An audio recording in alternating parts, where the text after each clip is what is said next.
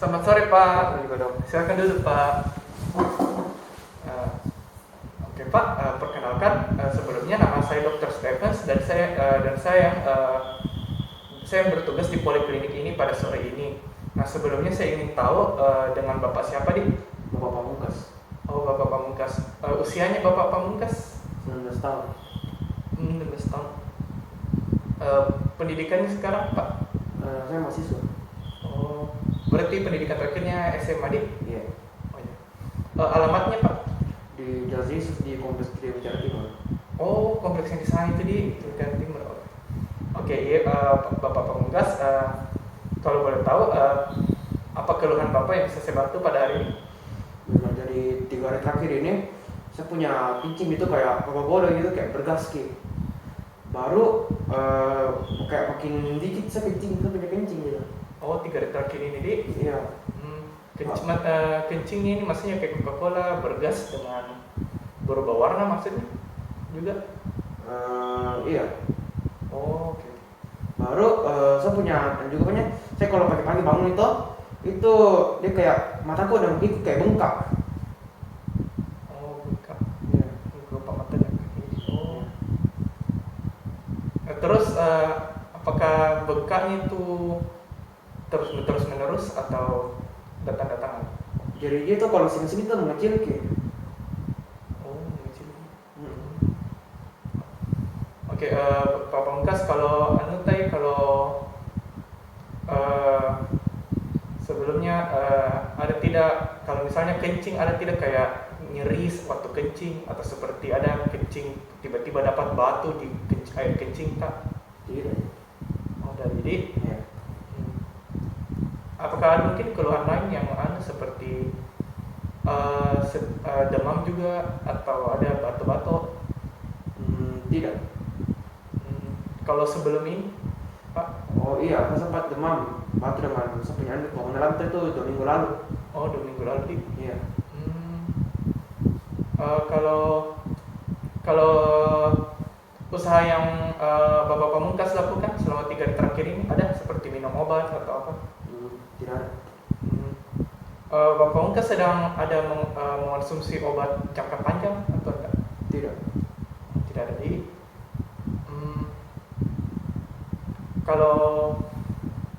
Kalau riwayat penyakit kayak hipertensi begitu mungkin atau diabetes? Tidak ada. Oke, jadi Ya. kalau keluarga ya Pak Pamungkas? Tidak juga. Oh, tidak jadi. Iya. Oke. Kalau riwayat alergi ada? Enggak. Ada jadi. Ya. Oke, kalau kebiasaan kayak minum alkohol atau merokok? Oh, tidak. Nah, jadi. Ya. Oke, jadi berdasarkan dari cerita yang, apakah mungkin ada yang ingin Pak Pamungkas tambahkan? Selain itu tadi ada kan demam, kan kencingnya berwarna nih kayak Coca-Cola, terus ada juga kayak kencingnya makin sedikit, terus ada juga sebelumnya 2 minggu lalu di demam sama batu-batu dan nyeri menelan di. Ya. Oke. Apa ada keluhan lain yang mungkin ingin Pak Pamungkas tambahkan? Tidak.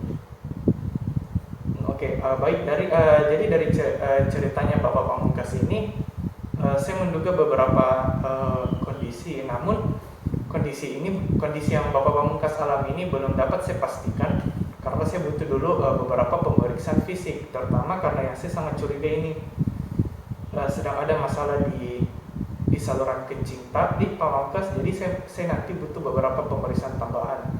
Salah satunya ini yang bisa kita lakukan sekarang ini pemeriksaan fisik. Nah, ini pemeriksaan fisik ini nanti mungkin akan tidak nyaman bagi Bapak Pamungkas karena nanti saya butuh Bapak Pamungkas selama pemeriksaan fisik membuka pakaiannya termasuk celananya. Nah, namun ini pemeriksaan fisik penting supaya saya bisa tahu benar apa kondisi yang sedang Bapak Pamungkas alami. Nah, supaya bisa juga mungkin dibantu untuk meringankan keluhannya kalau sudah diketahui apa kondisinya. Nah, apakah Bapak Pamungkas bersedia? Ya. Oke, bersedia. Jadi, nah sebelumnya Nah, seperti yang saya katakan tadi, ini mungkin akan menimbulkan beberapa ketidaknyamanan. Namun saya akan mencoba seprofesional mungkin untuk meminimalisir ketidaknyamanan mungkin akan Bapak Pamungkas alami. Nah, sebelumnya saya meminta Bapak Pamungkas sudah bisa dulu melepas bajunya Dik, dan silakan duduk di sana Dik, sambil saya pergi membersihkan dulu tangan Dik dan mempersiapkan alat-alat. Sebelum melakukan tindakan pada pasien, kita terlebih dahulu harus melakukan sanitasi tangan. Nah, pertama seperti biasanya kita basuh terlebih dahulu kedua tangan, kemudian kita mengambil cairan sabun. Lalu pertama kita saling menggosokkannya di kedua telapak tangan. Lalu kita gosokkan di kedua punggung tangan secara bergantian. Selanjutnya sela-sela jari kedua tangan kita saling gosokkan. Kemudian kita membersihkan jari-jari tangan dengan saling mengepalkannya. Kita lakukan secara bergantian. Kemudian selanjutnya kita bersihkan daerah ibu jari dengan menggunakan tangan satunya, kita lakukan dengan gerakan sirkular secara bergantian. Lalu selanjutnya kita bersihkan ujung-ujung jari dan ujung-ujung jari dan kuku kedua tangan dengan menggosokkannya pada telapak tangan satunya secara bergantian dengan gerakan sirkular. Kemudian kita bersihkan kedua pergelangan tangan dengan gerakan sirkular dan kita bilas kembali. Setelah itu kita menutup keran air, kemudian kita mengeringkan kedua tangan dengan menggunakan handuk yang steril, dan kita siap untuk melakukan tindakan. Setelah melakukan sanitasi tangan, kita juga pastikan telah menggunakan alat-alat pelindung seperti telah menggunakan masker dan telah menggunakan handscoon yang steril. Nah, setelah itu pemeriksaan fisik dapat kita mulai. Setelah kita menyiapkan pasien, pertama-tama kita meminta pasien dalam keadaan duduk santai, dan kita juga meminta pasien untuk menanggalkan pakaiannya. Bapak, tolong dibuka bajunya, Pak.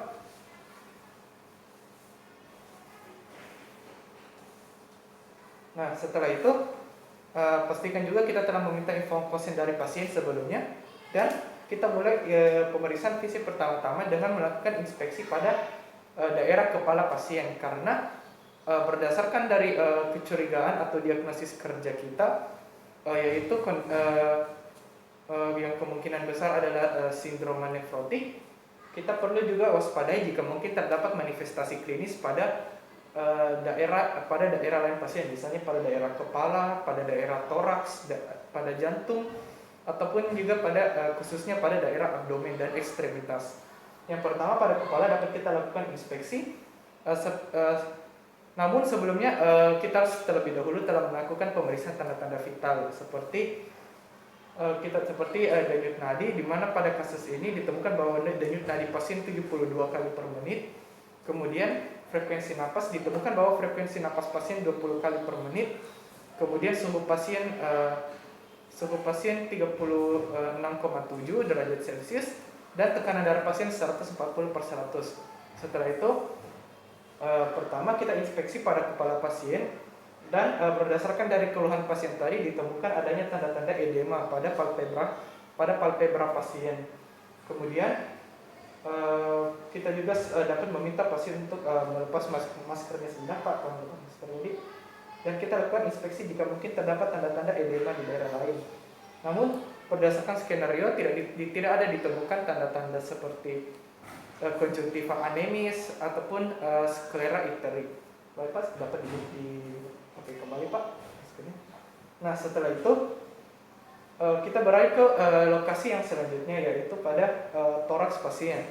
Untuk toraks pasien, pertama kita lakukan inspeksi jika mungkin terdapat tanda-tanda edema, tanda-tanda seperti edema paru ataupun tanda-tanda lainnya seperti tanda-tanda peradangan, tanda-tanda cedera, atau mungkin tanda-tanda edema lain.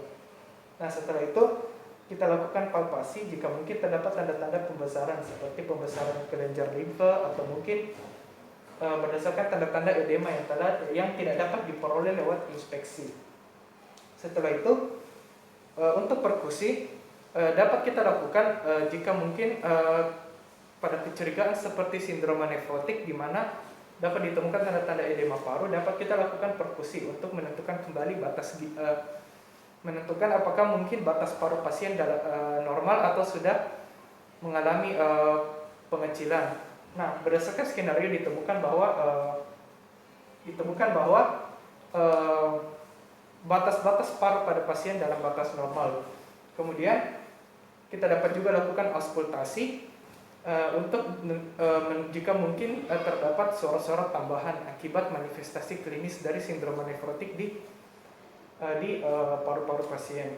Kemudian setelah itu kita beralih ke pemeriksaan fisik pada jantung pasien. Yang dapat kita lakukan adalah perkusi terlebih dahulu jika mungkin terdapat tanda-tanda pembesaran dari batas jantung, khususnya ictus cordis pasien. Kita tentukan batasnya berdasarkan batas dari peralihan antara antara sonor dan peka. Setelah itu kita dapat pada jantung juga dapat kita lakukan auskultasi, terutama pada ictus cordis pasien jika mungkin terdapat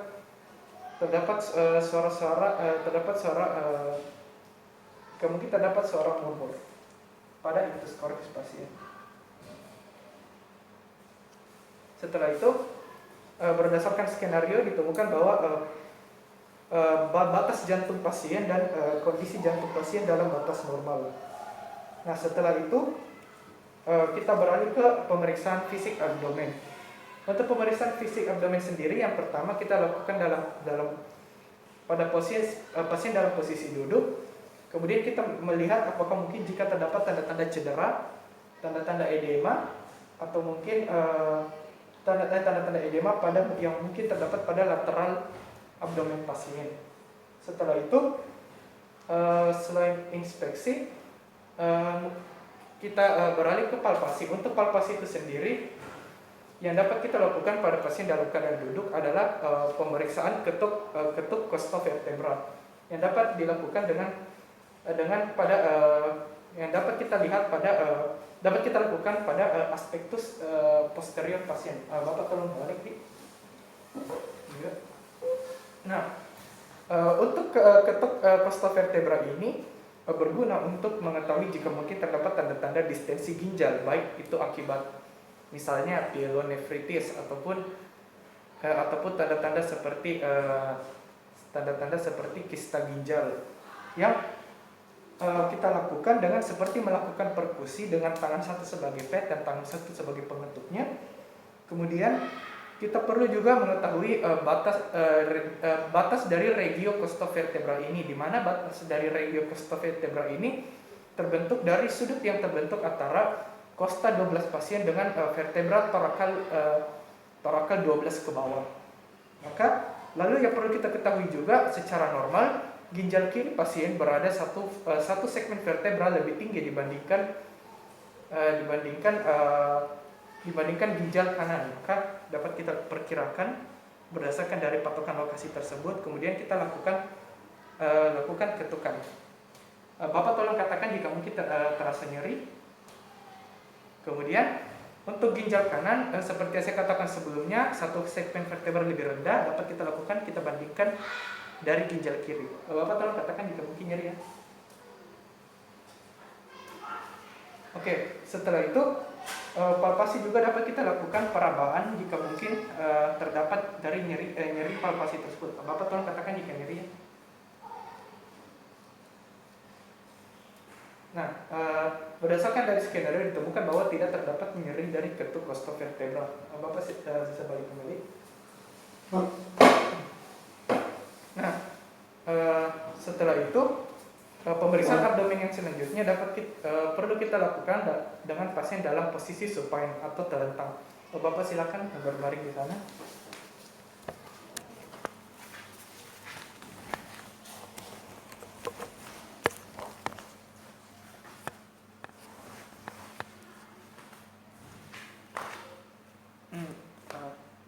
Baik, nah yang pertama kita dapat lakukan kembali inspeksi. Jika mungkin terdapat tanda-tanda edema, tanda-tanda inflamasi, ataupun tanda-tanda trauma pada dinding abdomen pasien hingga ke lateralnya. Nah setelah itu pemeriksaan fisik yang selanjutnya dapat kita lakukan adalah tes balok teman. Nah tes balok teman ini berguna untuk mengetahui jika mungkin terdapat tanda-tanda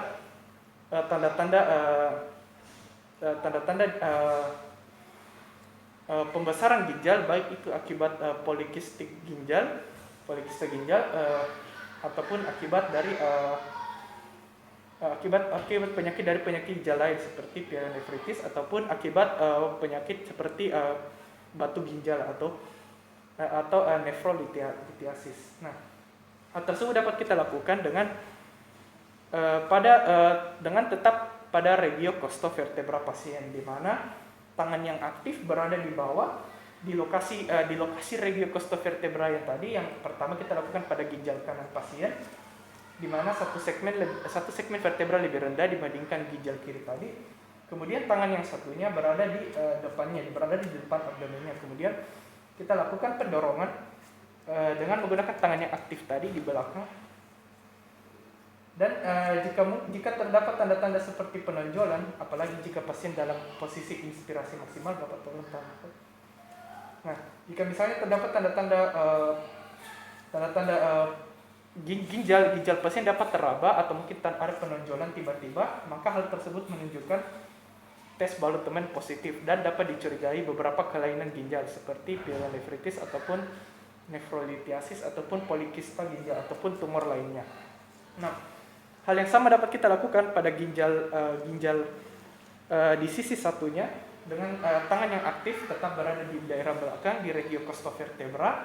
Kemudian tangan yang satunya berada di arah yang sama namun di depan dinding depan abdomen pasien. Kemudian kita lakukan pendorongan. Pasien tolong tahan nafas dulu. Oke, jika tes balut teman positif seperti saya katakan tadi, maka dapat dicurigai kelainan ginjal tadi seperti polikista ginjal, nefrolithiasis ataupun pielonefritis. Nah, setelah itu pemeriksaan fisik abdomen yang selanjutnya adalah pada regio costovertebra adalah perkusi. Nah, perkusi ini kita lakukan hanya jika kita menemukan kecurigaan jika mungkin terdapat tanda-tanda stenosis arteriorenalis ataupun aneurisma arteriorenalis yang dapat kita lakukan dengan menggunakan stetoskop dan kita perkirakan dengan mengikuti dari arah percabangan aorta abdominalis hingga ke arteriorenalis. Kemudian kita lakukan auskultasi. Nah, auskultasi ini sendiri dilakukan dalam waktu yang cukup lama, kira-kira hingga 5 menit. Hanya kita lakukan jika terdapat kecurigaan seperti stenosis arteriorenalis ataupun aneurisma arteriorenalis. Nah, setelah itu auskultasi selesai. Nah, perkusi tadi. Nah, untuk perkusi dapat juga kita lakukan jika misalnya pada kasus adanya trauma ginjal. Maka dapat kita lakukan perkusi untuk menentukan batas dari ginjal pasien dan jika mungkin terdapat kecurigaan akibat trauma tersebut terdapat progresivitas dari batas ginjal yang dapat kita tentukan dengan dari peralihan dari sonor pekaknya. Setelah itu kita beralih ke pemeriksaan fisik pada daerah suprapubik. Nah, seharusnya pasien dapat diminta untuk lebih sedikit lagi menanggalkan celananya. Kemudian pada regio suprapubik, pertama kita lakukan inspeksi jika mungkin terdapat tanda-tanda yang seperti penonjolan pada regio suprapubik, yaitu di antara simfisis osis pubis dengan umbilikus pasien. Nah, secara normal jika vesika urinaria pasien dalam keadaan kosong atau di bawah dari 150 cc tidak akan teraba penonjolan yang bulat dan simetris pada regio suprapubik pasien. Namun jika penuh maka dapat teraba penonjolan yang bulat dan simetris pada regio suprapubik pasien.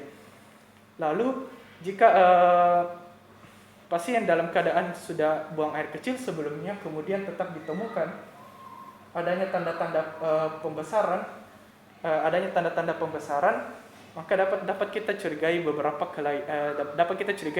kelainan seperti misalnya pada wanita ada kemungkinan tanda-tanda seperti kista ovarium, ataupun jika misalnya pada pasien laki-laki mungkin ada kecurigaan dari tumor seperti seminoma. Nah, lalu selanjutnya kita beralih ke palpasi. Nah, kita dapat lakukan palpasi pada daerah regia suprapubik, dan jika misalnya pasien tiba-tiba mengatakan nyeri, maka dapat kita curigai tanda-tanda inflamasi seperti sistitis, yaitu inflamasi pada vesika urinaria pasien. Bapak tolong katakannya jika nyeri. Nah, setelah itu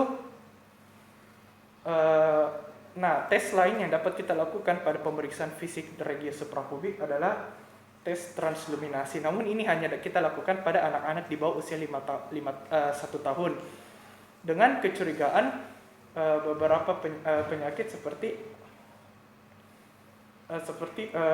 tumor pada vesika urinaria ataupun tumor seperti polikistik ginjal, yang dapat kita lakukan pada keadaan lampu ruangan mati, kemudian kita lakukan penyeteran pada regia suprapubik pasien, maka dapat ditemukan seperti tanda-tanda balon yang terisi air. Nah, setelah itu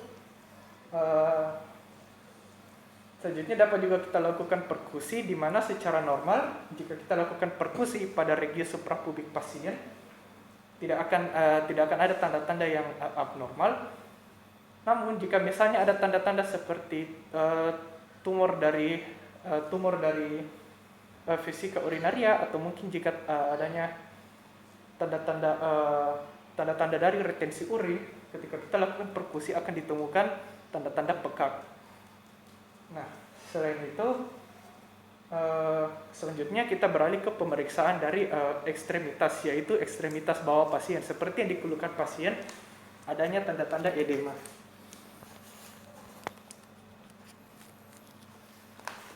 Nah,